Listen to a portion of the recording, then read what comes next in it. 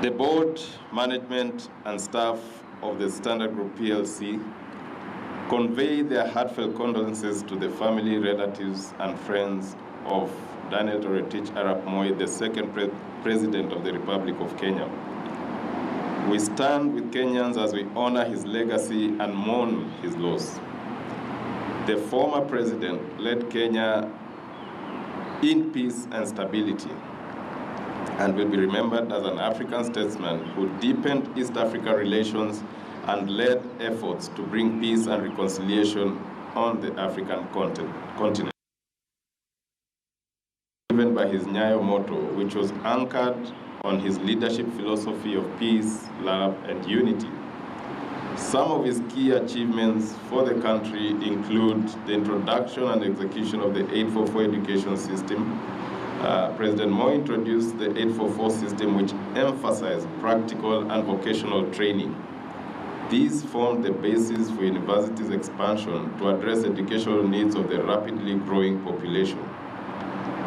He will also be remembered for the free school meal program that endeared him to the children, their parents, and teachers. These helped raise primary school enrollment by about 23% in 1979. Now, this is where again I said the millennials might not understand this. Probably you went to schools that offered you milk in cups. For some of us, we went to school when you had to walk a few kilometers. If you are a day scholar and if you're in boarding, it was different. But the only milk you really got was that milk in a packet that came on a truck. And I remember it was very clear, there were specific days of the week. And depending on which school you went to, the milk would be dished out at a particular time.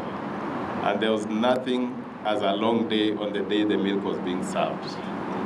Because you couldn't wait for classes to end and for the truck to arrive and for you to get your one packet of milk, and if you are cunning enough, to go back to the queue and get your second one. The former head of state was passionate about environmental conservation.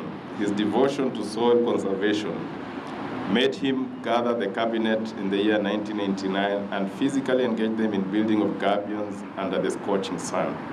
This was popularly known as Momonyoko wa Udongo. He will be remembered and respected for the peaceful power transition in 2003 after ruling the country for 24 years, something that was rare among African heads of states at the time. His legacy was centered around youth and women empowerment programs, expansion of health, and general infrastructure development. May the Almighty God rest his soul in eternal peace. And at this juncture, I would like to invite you to observe a moment of silence. And I'll make it a minute, so we'll start now.